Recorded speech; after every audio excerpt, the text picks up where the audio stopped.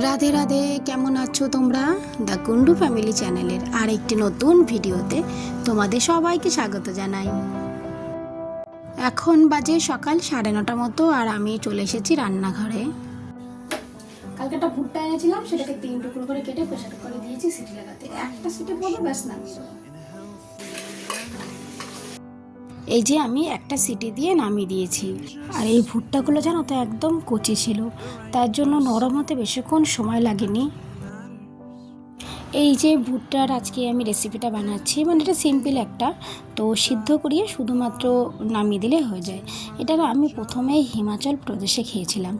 যখন আমরা হিমাচল প্রদেশে থাকতাম তখন রাস্তার ধারে এরকম সুইট কর্ন বিক্রি হতো। ভুট্টাগুলো সেদ্ধ করে তারপরে ওরা অনেক রকম মশলা দিত, তবে আমি বেশি মশলা দিলাম না, একটুখানি লবণ দিয়েছি। লবণ তো সেদ্ধ করার সময় দিয়েছিলাম, তারপর উপর থেকে এই যে একটুখানি লেবুর রস দিয়েছি। এবার এটাকে ভালো করে মিক্সড করব, তবে এটা না প্রিন্সের ভীষণ প্রিয়।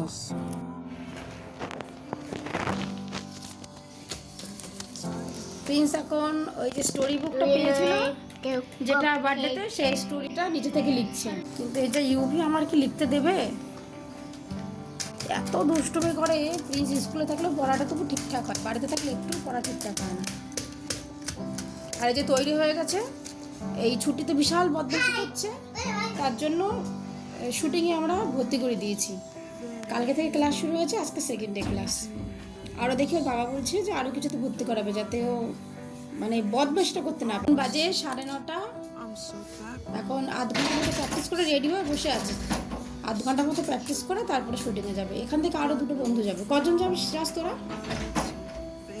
প্রিন্স, আমি আর একটা শ্লোক আর মোহিত।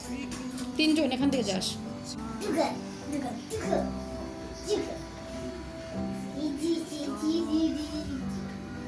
দেখো বই পড়তে দেবে না।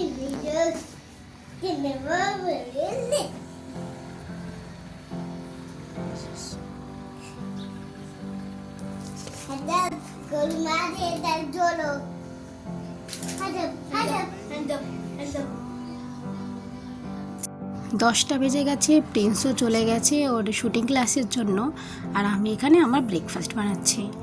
আমি বরাবরই দইটা বাড়িতেই তৈরি করি, তবে ওই যে প্রিন্সের বার্থডের দিন অনেকটা দই লাগবে বলে আমরা কিছুটা দই কিনে এনেছিলাম, তো সেখান থেকেই এই যে হাফ প্যাকেট মতো দই বেঁচেছিল, আজকে সেটা দিয়ে ব্রেকফাস্ট বানাচ্ছি। নিয়েছি একটা কলা নিয়েছি, আর এই যে বাদাম, কিশমিশ আর কাজু, এটা মিক্সির মধ্যে দিয়ে দেবো। এটা কিন্তু একটা দারুণ ব্রেকফাস্ট, তোমরা একবার ট্রাই করতে পারো। এই ব্রেকফাস্টটা সকালবেলায় করলে পেটটা অনেকক্ষণ ভরা থাকে, খিদে পায় না, আবার কাজেরও প্রচুর এনার্জি আসে। ইউভি, মাটিগুলোতে কি করছো?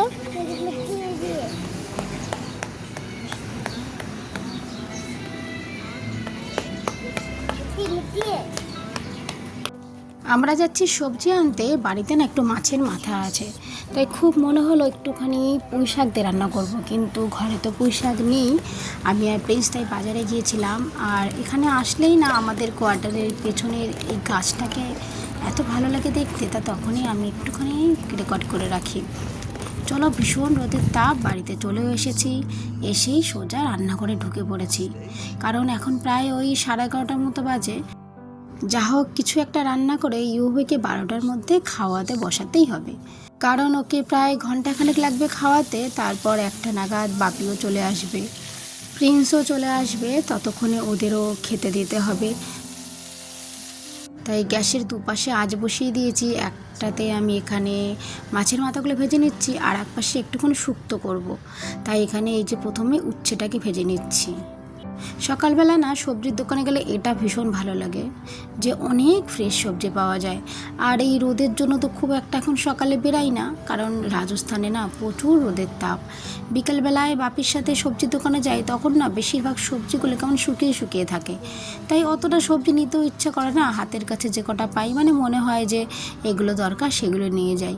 তবে এই যে সকালবেলা আজকে গিয়েছি, একটুখানি বেগুন, কুমড়ো, সমস্ত কিছু সবজি নিয়ে এসেছি। সব সবজি তো তাজা তাজা, সব কিছুই তুলে আনতে ইচ্ছে করছিল, কিন্তু আমাদের এই যে রাজস্থানের কোয়ার্টারের ফ্রিজটা সেটা তো খুব একটা বড় না, তো খুব একটা সবজিও রাখা যায় না, কারণ শুধু তো সবজি রাখলে হবে না, আরও কিছু থাকে ফ্রিজে, তাই সেই হিসাব করেই সবজিটা আনতে হয়। না হলে যদি এখানে বড় ফ্রিজ থাকতো, আমার আজকে মন করছিল প্রচুর সবজি কিনে নিয়ে আসি। তবে জানো তো, রাজস্থানে সবজির প্রচণ্ড দাম, আমাদের কলকাতার তুলনায় অনেকটাই। তো কি হয়, সেখানে বেশি সবজি এনে সেগুলো আবার নষ্ট করতে, তখন কিন্তু আবার সেগুলো গায়ে লাগে। জিনিসটা খাওয়া হয়ে গেলে তখন তো অতটা মনে হয় না যে এতটা দাম দিয়ে কিনেছিলাম, কিন্তু অনেকটা দাম দিয়ে কেনার পর শুকিয়ে গেলে তখন একটুখানি কষ্ট লাগে। পুঁই শাকের জন্য মাছের মাথা ভাজা হয়ে গেছে, তারপরে এই যে আলু, কুমড়ো আর বেগুন আমি ভেজে নিয়েছি। তারপর আবার কড়াইতে একটুখানি তেল দিয়ে শুকনো লঙ্কা আর এখানে জিরে, তেজপাতা এইসব ফোড়ন দিয়ে দিচ্ছি। আসলে এই রান্নাটা আমার মার কাছ থেকে শেখা।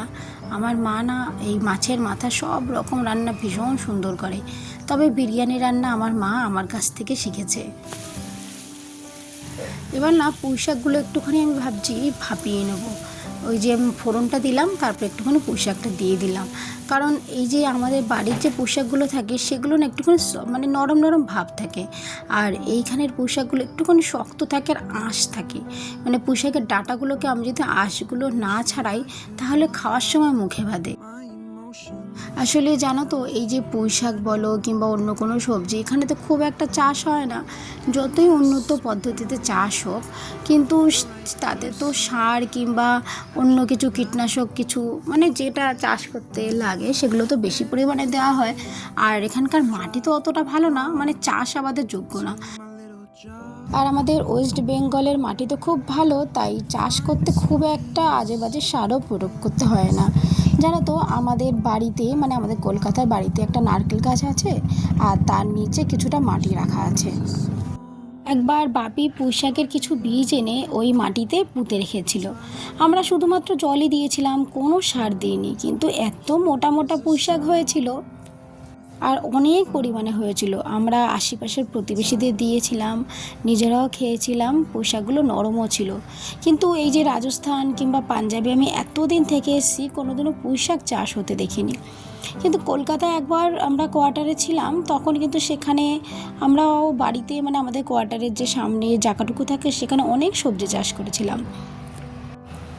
আর এখানে আমি শুক্তোগুলোর জন্য সমস্ত সবজি ভাজা হয়ে গেছে। এখন এখানে আমি একটুখানি পোস্ত বেটেছিলাম, সেই পোস্তটাই দিয়ে দিচ্ছি। তবে শুক্তো সবজিগুলোর জন্য আমার শুক্তো খেতে ভীষণ ভালো লাগে, আর বাপিও শুক্তো খুব ভালো খায়। তবে শুক্তোর মধ্যে যে এই উচ্ছে আর ডাঁটাগুলো পড়ে, তো সেই জন্য আমাদের প্রিন্স একদম খেতে চায় না।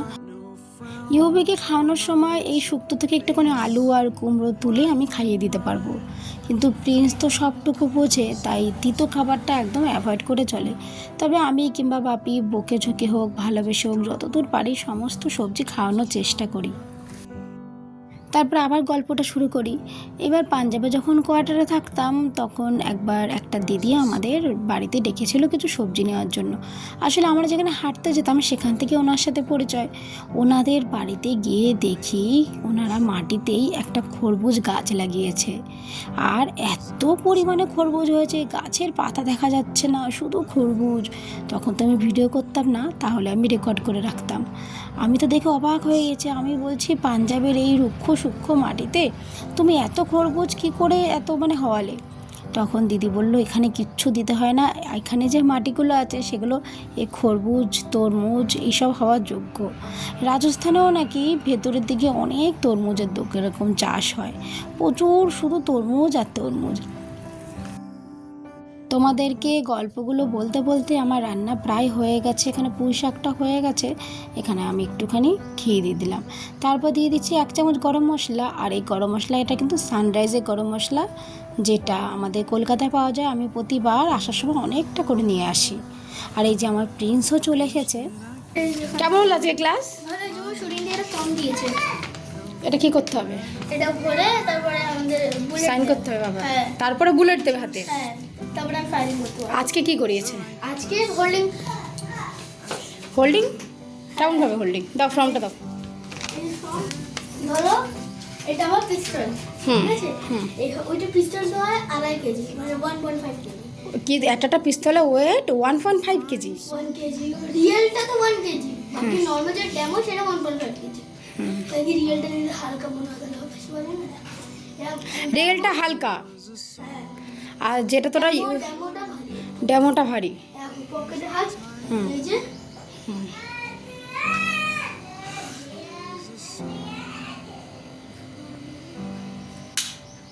হুম। একটা এমন ডিব্বা আসবে মানে এমন মানে এমন বুলেটস আচ্ছা। থাকে না মেলা এই যে গান ফাটানো হয় হুম। সেগুলো একটা ডিব্বা আসবে আমার 680 রুপিস দাম, ওর মধ্যে 500টা আসে। তো ওটা কিনতে হবে, হুম। ওখান থেকে কিনতে হবে না বাইরে থেকে? ওখান দিয়ে কিনতে হবে, যদি বাইরে দিয়ে কিনে যদি সাইজগুলো ছোট হয়ে যায় তাহলে সব বুলেটগুলো নষ্ট। মানে তোর যেই রাইফেলটা থাকবে তার সাইজে বুলেটগুলো আছে? রাইফেল না পিস্তল। কি রাইফেল নিইনি, পিস্তল নিয়েছি। পিস্তল? পিস্তল। আচ্ছা। আবার ওখানে নাকি রোজ 10টা করে যদি বুলেট নিই রোজ করে, তাহলে আবার স্যার দিয়ে দেয়, মানে এটা না কিনতে পারি তাহলে মাসে 350 টাকা হয়ে যাবে। ঠিক আছে, বাবার সাথে কথা বলে দেখি কোনটা বেটার হয় সেটা করব। আর ক্লাস কি রোজ হবে? হ্যাঁ, স্যাটারডে সানডে? ছুটি নেই, সকালবেলা হবে। তাহলে তোর স্কুল হলে তখন ক্লাস, স্কুল তো চালু হবে এপ্রিলে 2 তারিখ না 3 তারিখ থেকে? সন্ধ্যেবেলার দিকে যাবো দুপুরবেলা। দুপুর এখন 12:30 বাজে। এদিকে প্রিন্স এসে গেছে, পেছন পেছনের বাবাও চলে এসেছিল। আর এই যে দুটোকে স্নান ফ্রান আবার করিয়ে দিলাম, প্রচণ্ড গরম পড়ছে তো। আর ওর পাপাও একটুখানি আইসক্রিম এসেছে, আমরা বসে বললাম একটুখানি আইসক্রিম খেতে। ইউভির তো খাওয়া হয়ে গেছে, তারপর আমরা 3 জনে খেতে বসবো আর একটুখানি ঘুমিয়ে পড়বো। বিকেলবেলা আবার যাবো একটুখানি ওয়াকিংয়ে। এইভাবে চলবে জীবনটা। ব্যাস, তবে আজকের জন্য এতটুকু। আবার নিয়ে আসবো অন্য কোনো ভিডিও গল্পের মাধ্যমে। আমার সঙ্গে থেকে এতক্ষণ ধরে ভিডিওটি দেখার জন্য তোমাদেরকে অসংখ্য ধন্যবাদ। আর তোমরা ভালো থেকো, আর ভিডিও ভালো লাগলে একটা লাইক করে দিও।